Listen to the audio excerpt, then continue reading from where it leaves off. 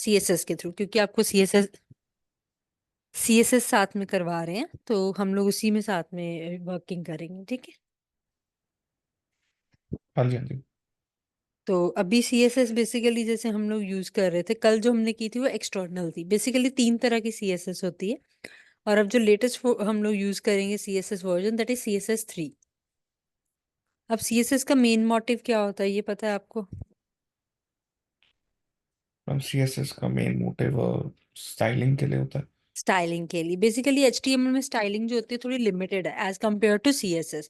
तो CSS में काफी मतलब वास्ट है स्टाइलिंग करना, एंड मतलब बहुत सारे हम लोग इन्हांस कर सकते हैं फीचर्स वगैरह इसके अंदर। तो इसके लिए हम लोग CSS प्रेफर करते हैं। CSS stand for cascading style sheets basically.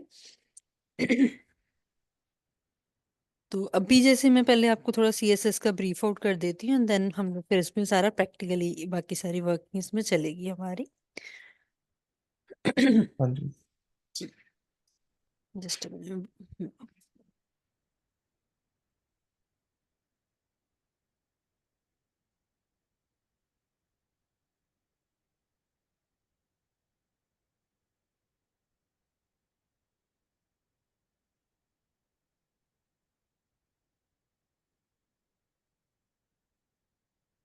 तो अभी मेरी स्क्रीन विजिबल है आपको वर्ड की? आ रही एक्चुअली मैं है। इसी में टाइप कर दूंगी, फिर वो आपको शेयर ही कर दूंगी डायरेक्ट फाइल जो भी हम लोग डिस्कस करेंगे ना इसके अंदर, तो वो हाँ जी, सारे। ठीक है। ओके। तो फर्स्ट स्टार्टिंग में CSS में बेसिकली हमारे पास ये होता है कि CSS कैस्केडिंग स्टाइल शीट हो गई। दूसरा इसके अंदर जो है कि जो भी हम इन्हांसमेंट्स करेंगे, तो जनरली हमें CSS फाइल चेंज करनी है, HTML में कुछ भी चेंजेस करने की जरूरत नहीं है। आप इधर से CSS में कलर स्टाइल वगैरह कुछ भी चेंज कर दो, उधर ऑटोमेटिकली रिफ्लेक्ट हो जाता है आपका HTML के अंदर। जस्ट आपको सेव करना होता है और कुछ नहीं। अब जैसे मैं इसमें सिंपल सा सबसे पहले जो CSS है हम लोग यूज करेंगे, कोई भी CSS, तो that is cascading style sheet. तो ये 3 तरह की होती है हमारे पास।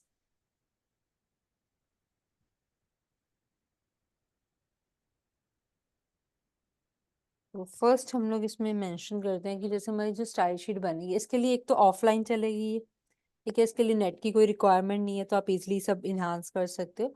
सेकंड थिंग है कि आपको मल्टी प्लेटफॉर्म है, लाइक आप कहीं पे भी चला सकते हो। अब जरूरी नहीं कि ये क्रोम में या मोजिला में चलेगी, आप किसी भी प्लेटफॉर्म में यूज कर सकते हो इस चीज को। तो इसके कुछ मतलब फीचर है जो हम लोग को बेटर है, कि हम लोग को कुछ नेट की कनेक्टिविटी नहीं चाहिए इसके लिए। और मल्टी प्लेटफॉर्म है, मोबाइल कंपेटेबल है, ब्राउजर कंपेटेबल है, हर एक में चल जाएगी। तो इस काम के लिए फिर हम लोग कैस्केडिंग स्टाइल यूज करते हैं। और मेन मोटिव है स्टाइलिंग करने के लिए। अब इसके अंदर जो टाइप्स आते हैं, बेसिकली 3 तरह के टाइप्स होते हैं CSS में हमारे पास। One is inline style sheet, but ये बहुत कम यूज होती है। मतलब इट्स लाइक कि जैसे हम टैग के साथ एट्रीब्यूट लिख रहे थे, उसी तरह से इसमें लिखना पड़ता है। दूसरा आता है इंटरनल स्टाइल शीट। जब हम इंटरनल स्टाइल शीट यूज करते हैं कोई भी, तो इसके लिए हमें हेड के अंदर स्टाइल टैग लगा के फिर सारा कोड करना पड़ता है। और मोस्ट प्रोबेबली यूज होती है एक्सटर्नल स्टाइल शीट हमारी, ये वाली। ठीक है, फर्स्ट ऑफ ऑल मैं इनलाइन का आपको एग्जांपल देती हूँ। जैसे सपोज कोई पैराग्राफ है, आप पी टैग लगाओगे। अब बेसिकली मैंने आपको HTML में टैग भी बताया था कि अलाइन लगा के सेंटर कर सकते हो, बट अब मेरे को सारा काम CSS के साथ करना है, तो इसमें स्टाइल टैग एट्रीब्यूट लगता है फिर हमारा। जैसे हमने CSS में कल लिखा था, सेम वे में आपने लिखना है text hyphen align. Format same रहेगा, बस ये है कि यहाँ पे आपको इस तरह से मेंशन करना पड़ेगा। तो इसके बाद कुछ भी आप किसी पैराग्राफ में लिखते हो, तो वो इस तरह से आपका सारा वर्किंग करे। तो this is inline style sheet, मतलब टैग के अंदर ही हमें चीजें लिखनी पड़ेंगी। अब जैसे HTML में मैं आपको इसमें क्रिएट करके भी बता देती हूँ साथ में आउटपुट। जैसे यहाँ पे VS कोड आपको विजिबल है। हाँ जी, मैम। तो इसमें मैं अभी इनलाइन का एक एग्जांपल, इनलाइन में प्रॉब्लम ये आती है कि जब 4 पैराग्राफ है, चारों को सेंटर करना, तो मेरे को बार बार लिखना पड़ेगा। जैसे P स्टाइल टैग दिया, attribute sorry, text hyphen align लिखना इसमें सेम है जैसे हमने एक्सटर्नल में लिखा था। अब इसके वजह से मैंने यहाँ पे एक मैसेज दे दिया। अब मल्टीपल मेरे को यूज करना, मेरे को साइज भी बड़ा चाहिए इसमें, तो फॉन्ट हाइफन साइज आप यहाँ पे लिख सकते हो, जैसे अभी नॉर्मल हमने फॉन्ट में देखा था कि 1 to 7, जो हेडिंग 1 to 6, तो मैं 60 पिक्सल्स दे रही हूँ। पिक्सल, EM, ये सारे मेजरमेंट यूनिट्स ही हैं हमारे, तो आप कोई भी यूज कर सकते हैं इसमें। परसेंट भी चलेगा। अब इसको हम रन करते हैं, open with live server.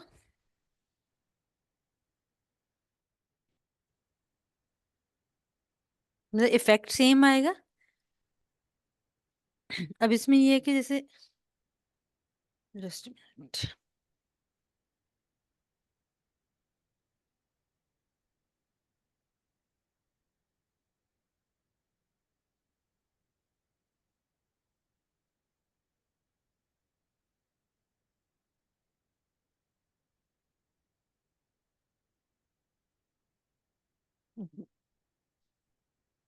Show नहीं किया इसने, जस्ट मिनट।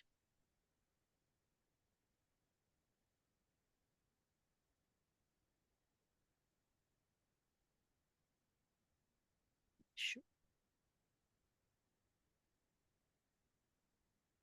कुछ भी शो नहीं कर रहा, जस्ट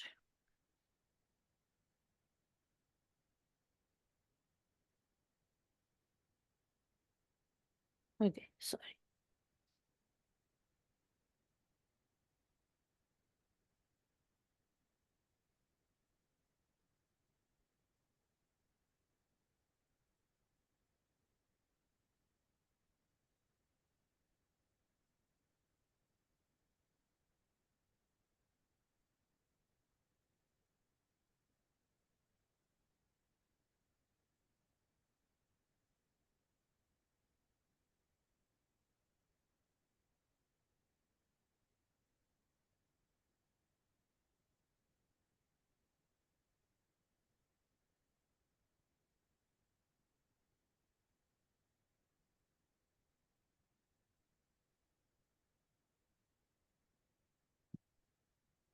अभी हो गया, मतलब मे बी रिफ्रेश का प्रॉब्लम था। बाकी टैग देखो वैसे ही मैंने सेम ही लगाए हैं। फॉन्ट हाइफन, अब साइज है ना, आप साइज भी इसमें से लिमिट कर दोगे, जैसे 60 पिक्सल तो काफी बड़ा साइज है। अगर आप उसमें 100, 160 भी दे दोगे, दैट इज ऑल्सो वर्किंग। तो ये इनलाइन स्टाइल शीट है। इनलाइन में प्रॉब्लम ये है कि जैसे आपको एक और पैराग्राफ करना, उसको भी अलाइन चाहिए, तो बार बार लिखना पड़ेगा हर एक के साथ आपको ऐसे। अच्छा। तो ये हम लोग रेकमेंड नहीं करते, क्योंकि इट्स लाइक कि जैसे हम HTML में बार बार लिख रहे थे कि ठीक है अलाइन करना, हर पैराग्राफ के साथ लगाओ, वही सेम वर्किंग हो जाती है। तो इसलिए हम लोग ये चीज अवॉइड करते हैं, इसको यूज करना।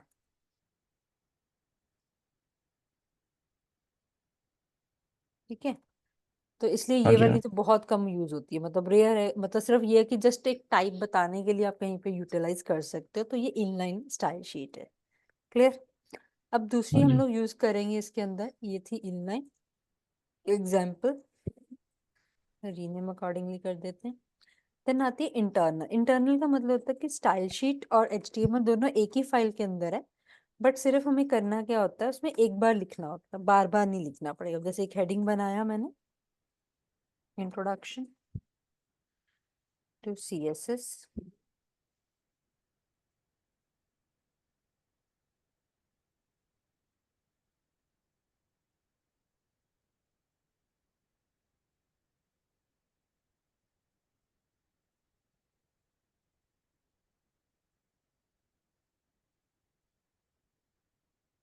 ये अब ऐसे मैंने 2-3 पैराग्राफ लिखे, जैसे CSS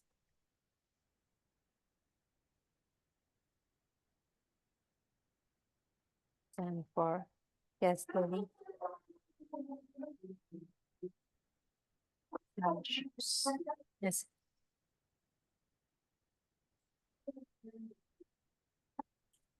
तो अब यहाँ पे हमने स्टाइल टैग जो लगाना है, स्टाइल लिख के करेंगे, स्टाइल। एंड देन इसके अंदर जैसे आपको H1 के लिए स्टाइलिंग करनी है, तो दिस इज इंटरनल। बाकी वे सेम है। अब कलर वगैरह देना, अगर आपको इसको कलर भी आप मेंशन कर सकते हो, कोई भी जो आपको चाहिए, फॉन्ट साइज चाहिए, कलर चाहिए, व्हाटएवर। अब ऐसे P टैग हमने लगा दिया फॉर पैराग्राफ। तो इसमें भी आपको जैसे जो भी मेरे को पैराग्राफ राइट में चाहिए सारे, तो राइट साइड आ जाएंगे। एंड देन कलर से मेरे को ग्रीन में रिक्वायर्ड है, तो ग्रीन आ जाएगा इसके अंदर ऐसे। अब H1 और P जो भी आप मेंशन कर रहे हो, सेव करके सिंपली रन करना है। तो ये इंटरनल है। अब इसके बाद जितने भी हेडिंग्स लगा रहे हो, जैसे मैंने एक और हेडिंग लगाया, से CSS कुछ लिखा मैं से CSS 3 या कुछ भी, कुछ पैराग्राफ लिखा,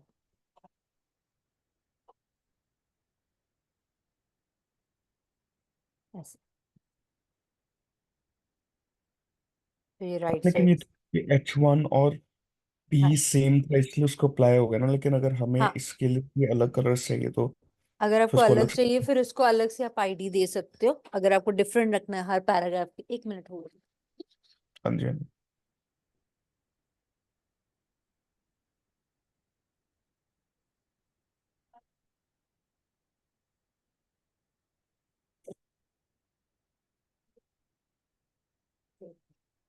चार्जर कर देना सर।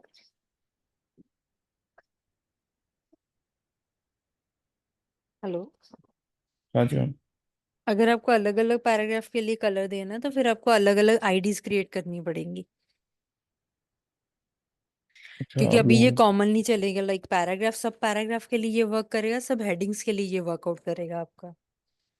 अच्छा अच्छा, तो अभी हमने आईडीज करनी है मैम। हाँ, अभी IDs करेंगे। ये मतलब टैग बेस्ड कर रहे हैं, मतलब तीनों जो भी हमने इनलाइन भी किया है, ये इनलाइन था, ये हमारा था इंटरनल स्टाइल शीट। और अभी एक्सटर्नल है जो सब ID बेस्ड, मतलब अभी टैग बेस्ड कर रहे हैं। मतलब वो आगे इसके सिलेक्टर्स होते हैं, ID, टैग एंड क्लास। अच्छा अच्छा। तो इसमें से अभी हम फर्स्ट कर रहे हैं, that is tag based. Clear. अच्छा, समझ गया। अब हाँ जी। ऐसी अगर एक्सटर्नल भी बनानी है तो आप एक और फाइल बना सकते हो, लाइक एक्सटर्नल के लिए। अब इसमें जैसे हमने लिखा एक्सटर्नल .html, इसमें बाकी सारा सेम है, जस्ट बिकॉज हमें को जो CSS फाइल अलग ले लूंगी मैं इसमें एक। तो जैसे यहाँ पे हमने रखा एक्सटर्नल के लिए,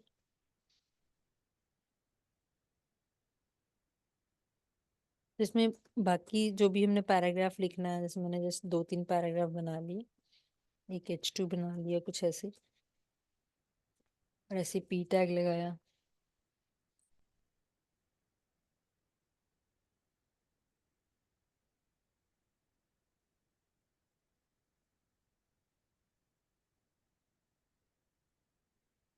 जैसे वैसे जितने भी पैराग्राफ लगाओगे वैसे ही। एक्सटर्नल में सिर्फ एक अलग फाइल CSS की मेंटेन करनी है, वो चाहे आप एक अलग सेपरेट फोल्डर में रख लो, चाहे इसमें रखनी है आप इससे में भी रख सकते हो, जहाँ विद इन सेम करंट वाले फोल्डर में भी आप स्टोर कर सकते हो फाइल अपनी। तो फिलहाल मैं हमें इसको वो सब ये स्टाइलिंग के लिए वो अलग से सीएसएस में सब कुछ डाल देते हैं। हाँ, क्योंकि वो एक ये है कि जो भी स्टाइल शीट है वो एक जगह पे कंबाइंडली रहेंगी, तो हम लोग फाइल इसलिए फोल्डर ये अलग बनाया CSS का।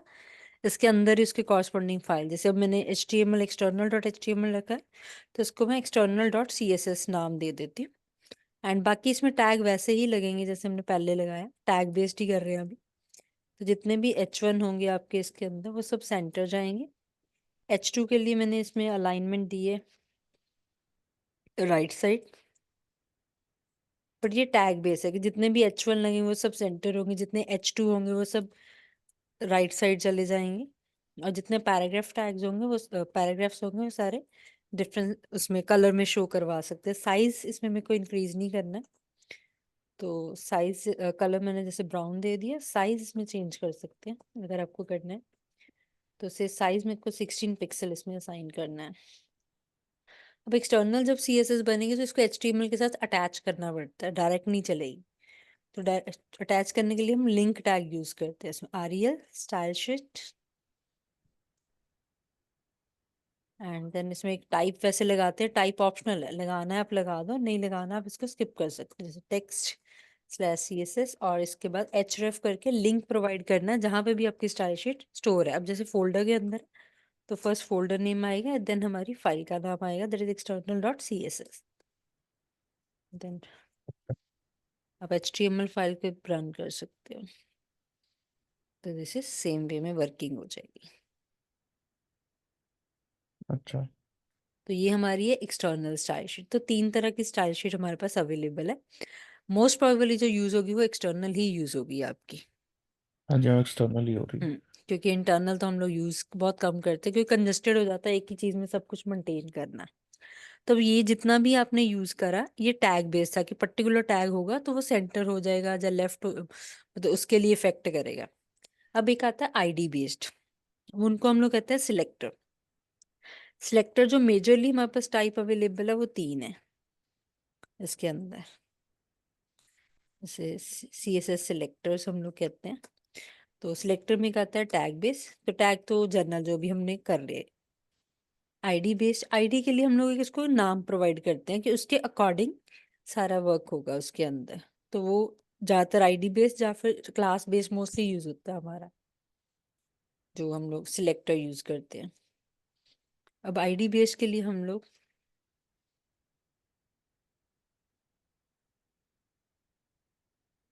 जैसे मैंने ये यूज किया, और क्लास बेस्ड।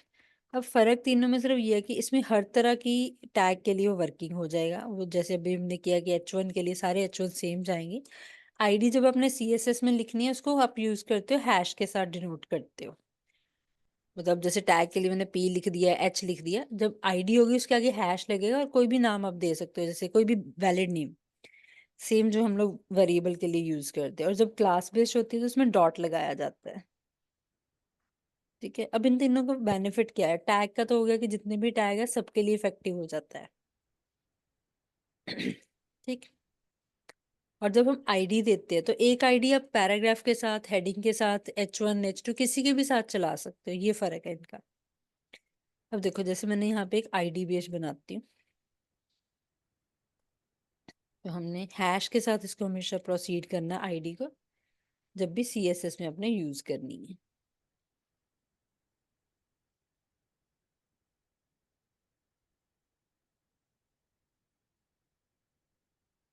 तो मैंने एक आईडी बनाई 1।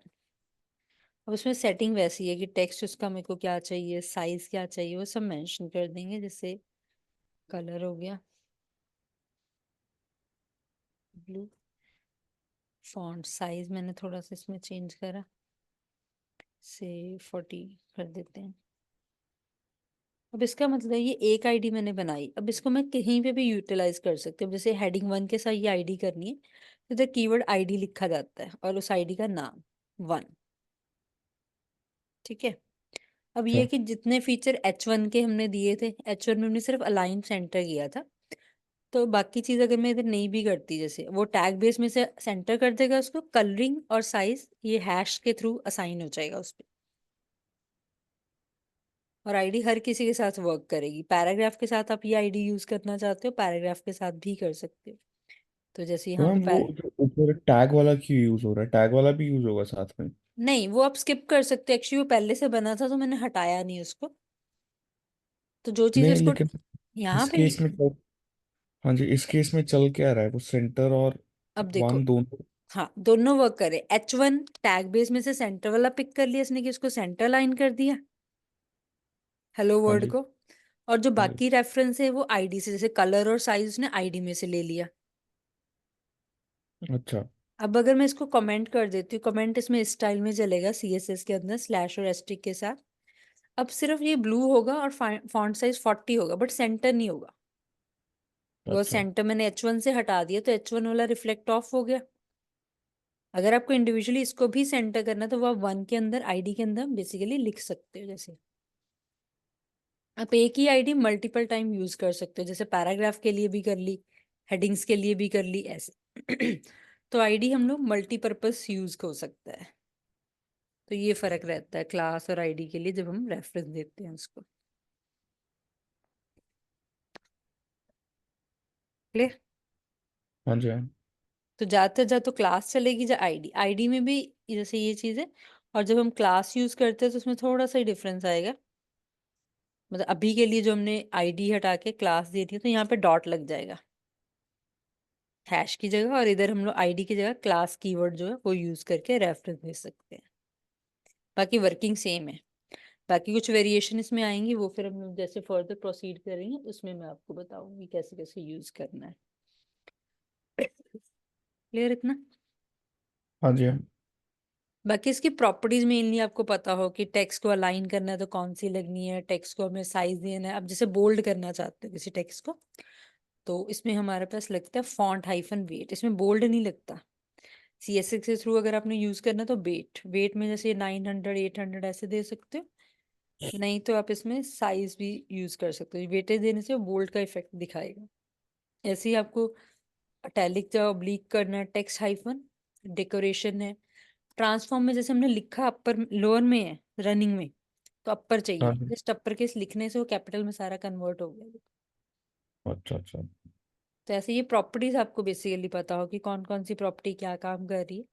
शेडोज वगैरह देना है, इंडेंट समझते हो, हाँ जी हाँ। जो जैसे 0.5 का डिस्टेंस देते तो आपको कितना इंडेंट करना है, तो आप यहाँ पे पिक्सल्स में परसेंट में आप मेंशन कर दो, तो इतना इंडेंटेशन हो जाएगी आपकी। एक्चुअली अभी वो सेंटर में है, तो इतना पता नहीं चलेगा। तो फिलहाल अगर मैं इसको हटा देती हूँ तो उसके हिसाब से देखो अब थोड़ा साइड से स्पेस आ गया ना, हाँ जी हाँ जी हाँ। तो दैट इज टेक्स्ट इंडेंट। बाकी काफी सारे हैं इसमें। अब जैसे टेक्स्ट डेकोरेशन करना है, शेडोज लगा सकते हैं हम लोग अट्रैक्टिव बनाने के लिए। अब शेडो जो नॉर्मली हम लोग यूज करते हैं ह्यूमन बीइंग शेडो, तो दो साइड ही शेडो जाती है, एक बैक साइड और राइट साइड। तो वैसे ही आपका यहाँ पे हाँ जी। 5 पिक्सल, मतलब ये उसको कितना मूव करना है, फिर ऊपर से कितनी नीचे होगी शेडो, मतलब टॉप से उसका डिस्टेंस, देन ब्लर कितना पिक्सल देना है, और शेडो का कलर कौन सा चाहिए। जैसे मैंने ये दे दिया, रेड दे देती हूँ बिकॉज वो ऑलरेडी ब्लू सा शेड, तो आपको शेडो इफेक्ट मिल जाएगा देखो। अच्छा। और अगर आपको इसको थोड़ा सा कम करना है सो दैट कि प्रॉपर शेडो की तरह एक विजिबिलिटी देनी है, बहुत ज्यादा ब्लर नहीं देना, सॉरी लेफ्ट और राइट बहुत ज्यादा नहीं देना कि अलग से नजर ना आए, इस टाइप से। तो ये सिंगल कलर शेडो होगी।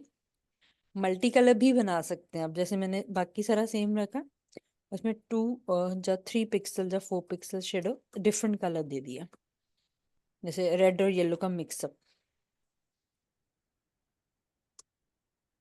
जैसे येलो भी दे दिया, तो इसमें हमारे पास जब हमने दो शेडोज देनी है तो इनके विद इन कॉमा लगेगा। हम बाकी पैरामीटर सेम है, ये लेफ्ट है, ये टॉप है सेकंड वाला, थर्ड इज ब्लर, और फोर्थ वन शेडो कलर। अब रेड और येलो का मिक्सअप हो गया।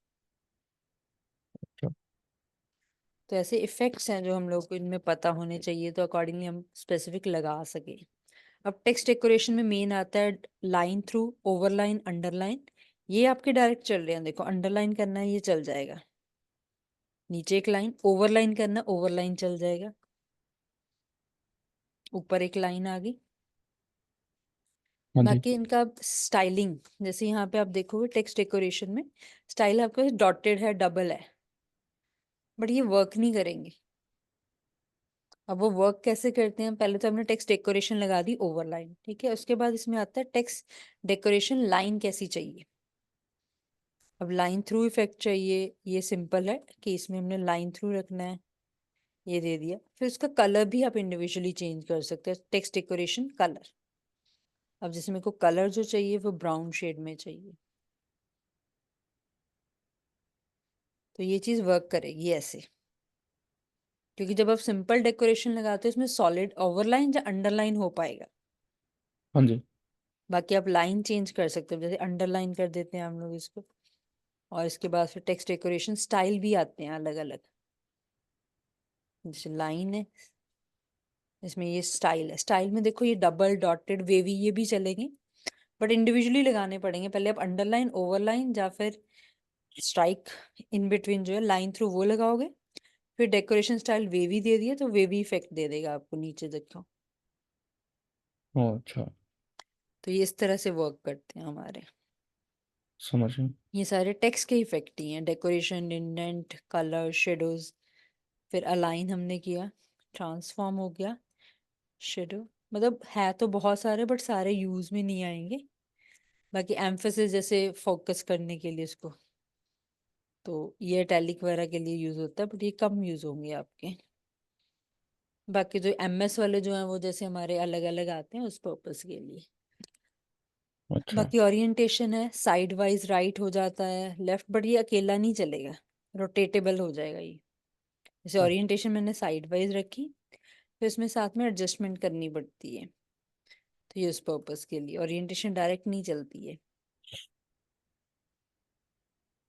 जैसे अपराइट, अपराइट करेंगे बट ये अभी रोटेट नहीं होगा, इसके साथ एलिमेंट साथ में हमें यूज करने पड़ते हैं, तो वो उसके साथ चलेगा, फिर डायरेक्ट नहीं चलेंगी। हम तो हमें पता कैसे चलता है कौन सा एलिमेंट यूज करना साथ में? ये इसके एक्चुअली आपको ना मैं वो दूंगी लाइक नोट्स ही, क्योंकि वहीं से पता चलेगा कौन सा किसके साथ पेयर में चलेगा। ओ अच्छा अच्छा। हम्म। बाकी जैसे डेकोरेशन थिकनेस भी है, जैसे हमने लाइन दी है, ब्रिक है, थोड़ा थिक चाहिए, आप थिकनेस अलग से चेंज कर सकते हो, तो वो चीज़ें। अच्छा अच्छा। तो ये सारे कंबाइन नहीं चलते हैं। और जैसे ओरिएंटेशन दी है, अंडरलाइन पोजीशन है, अब जा बिलो, ये भी साथ में चलेंगे।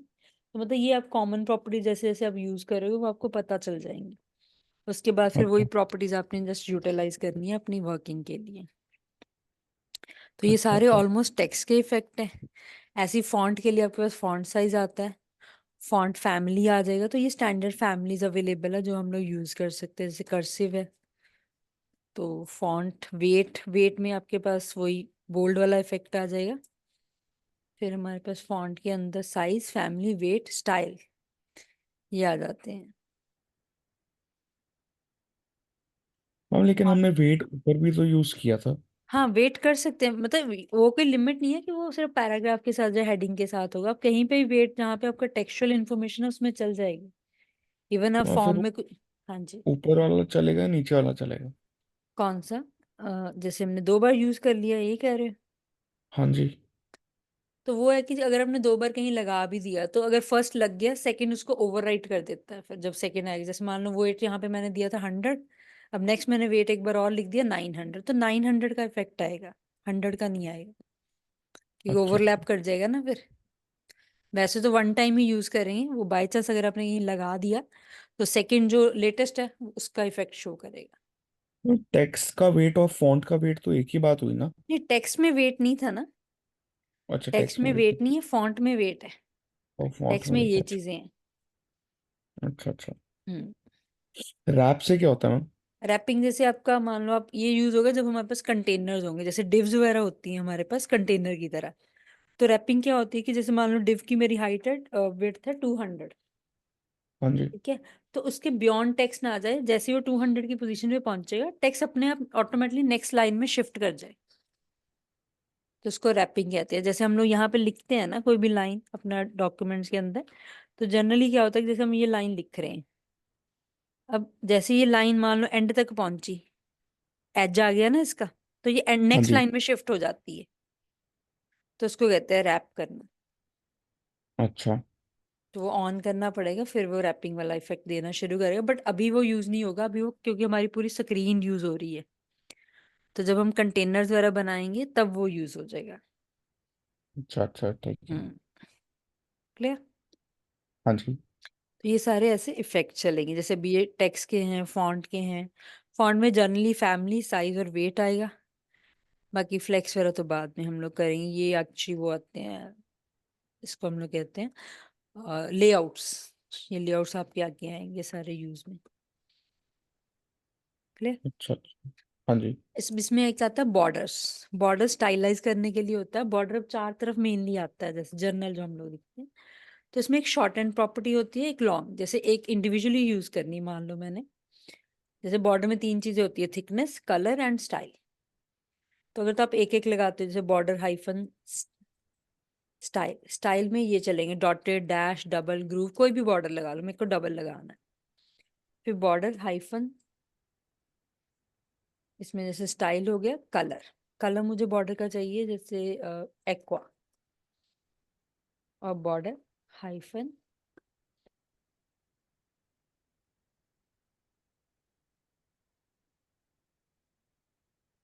विड्थ। विड्थ मतलब थिक कितना चाहिए, अब मैंने दे दिया कि 5 पिक्सल थिक हो बॉर्डर। अब जितने भी यहाँ पे भी ID1 यूज की, उसके अराउंड देखो एक बॉर्डर आपको शो हो रहा है एक्वा कलर में। हाँ जी।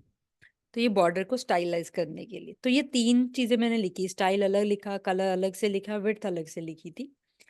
तो ये 3 लिखने की जगह आप इसका शॉर्टन वर्जन यूज कर सकते हो। जैसे बॉर्डर लिखना है, उसमें तीनों चीजें लिख दो, जैसे अब थिकनेस पहले दे सकते हो, कलर दे सकते हो, जैसे मर्जी, ऑर्डर नहीं मैटर करता। तो मैंने रेड कलर उसको का खुद बॉर्डर समझ आ दिया। रहा था। हाँ, ये शॉर्ट एंड प्रॉपर्टी है। नॉर्मली हम शॉर्ट एंड प्रॉपर्टीज यूज करते हैं। तो फॉन्ट और बाकी जहाँ हमने ऊपर टेक्स्ट के लिए किया उसमें भी कर सकते हैं ऐसा? हाँ, कहीं पे भी, मतलब ये बॉर्डर आ जाएगा आपके जो भी डाटा है उसके अराउंड, तो जहां जहां मैं नहीं आईडी यूज कर। मैम, हाँ जी। जैसे हमने ऊपर टेक्स्ट किया था ना, तो text transform, text indent, text hmm shadow, hmm. तो उसकी जगह हम इसको सेम कर सकते हैं? मतलब बॉर्डर की जगह बॉर्डर, टेक्स्ट की जगह बॉर्डर कर दें। नहीं नहीं, जैसे बॉर्डर को हमने साथ में लिखा ना, ऐसे हाँ, बार बार उनकी लिख। भी शॉर्टन वर्जन हो जाता है। अच्छा अच्छा। अब जैसे ये तीन थे, डेकोरेशन, स्टाइल, कलर, इन तीनों को कंबाइन किया जा सकता है शॉर्टन तो हम प्रॉपर्टीज जैसे को। ऊपर टेक्स्ट ट्रांसफॉर्म है, टेक्स्ट इंडेंट है, वो दो तो फिर अलग अलग चीजें हैं, उनको कंबाइन नहीं कर सकते। और अच्छा। जैसे जो कॉमन है, जैसे बॉर्डर देने, बॉर्डर की ये तीनों प्रॉपर्टी थी ना, स्टाइल, कलर और विड्थ, तो इसमें हो सकता है। अब जैसे इसमें टेक्स्ट, डेकोरेशन, स्टाइल और कलर है, इनको इकट्ठा किया जा सकता है। अब शेडो और इंडेंट तो टोटली डिफरेंट हो गए ना, इंडेंट अलग काम कर रहा है, शेडो अलग काम कर रहा है, तो वो कंबाइन नहीं हो पाएंगे। तो हमें पता कैसे चलेगा कि हो पाएंगे नहीं हो पाएंगे? देखो, इंडेंट और शेडो में कुछ कॉमन तो है नहीं, हाँ जी। तो इसलिए वो कंबाइन ही नहीं हो पाएंगे ना। इंडेंट एक अलग काम कर रहा है, शेडो एक अलग काम कर रहा है, अच्छा तो इसलिए। अच्छा तो, अच्छा। तो ये चीज, जो चीज इकट्ठी हो सकती है वो वैसे मैं आपको वो भी दे दूंगी, पीडीएफ के अंदर लिखा ही है शॉर्ट एंड प्रॉपर्टी जिसकी जिसकी हो सकती है। तो एक दो बार जब आप यूज करना शुरू करोगे तो आपको थोड़ा क्लैरिटी होनी शुरू हो जाएगी। अच्छा अच्छा समझे। तो बॉर्डर अब आपने चेंज किया, तो बॉर्डर उसके हिसाब से चेंज होके आ जाएगा आपको। तो ऐसे आप कंबाइंड प्रॉपर्टीज कहीं पे भी यूटिलाइज कर सकते हो। अब एक्चुअली इसमें मैंने दोनों कलर दे दिए, मैंने स्टाइल नहीं लिखा। तो सॉलिड स्टाइल होता है, तो solid is style of border. आ गया कि रेड बॉर्डर, तो ये हाँ वर्किंग जी। है। क्लियर। अब इसमें मैं हाँ ऐसे जी। लिख दूं, बॉर्डर 5 पिक्सल पहले लिख दिया, या फिर मैं ऐसे लिख लूं, जैसे येलो ग्रीन, मतलब कलर पहले दे दिया, उसके बाद मैंने थिकनेस दे दी, और उसके बाद मैंने स्टाइल दे दिया। ये वो डबल दूसरा बॉर्डर। वाला पहले वाले को ओवरराइड कर देगा हाँ, ना? वो ओवरराइड कर देगा, लेटेस्ट वाला आएगा, जैसे सेकंड लास्ट जो है, मतलब 30th लाइन पे जो लिखा वो आएगा इफेक्ट, फर्स्ट का नहीं आएगा। अच्छा अच्छा। तो ये इस तरह से वर्क करते हैं हमारे सारा। क्लियर। हाँ जी हाँ जी। तो ये अभी हमने तीन, मतलब मेनली तीन चीजें की हैं, देखो, एक टेक्स्ट की प्रॉपर्टीज की हैं, फॉन्ट की है, और बॉर्डर की है। टैग अभी हमने कल वाले जितने यूज किए थे वही है। अब जैसे आपको बोल्ड करना है, अंडरलाइन करना है, कलर करना है, वो सारा आप सीएसएस के साथ करोगे, आप उधर वो फॉन्ट टैग्स वगैरह नहीं यूज करोगे। अच्छा अच्छा। हम्म। बाकी अगर आपकी जो आपको वीडियो शेयर होती है ना पोर्टल पे, वहाँ पे हाँ जी हाँ। उसका क्या यूट्यूब पे लिंक होता है कि वैसे आपके पोर्टल में ही आती है?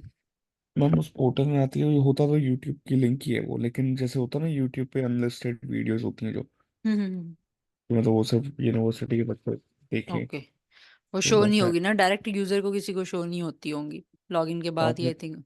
अगर मैं शायद आपको भेजूं तो शायद हो जाती होगी, देख मैं ट्राई। लेना, क्योंकि मैं एक बार देख लूंगी कि क्या क्या करवाया, सो दैट कि उसी हिसाब से हम लोग फ्लो, मतलब उसी के अकॉर्डिंग वर्क करें। सो एक बार देख लेना शेयर करके, अगर हो जाती है तो ठीक है। तो मैं वहीं से फिर एक बार वो भी चेक कर लूंगी क्या, मतलब कैसे वर्क कर रहा है।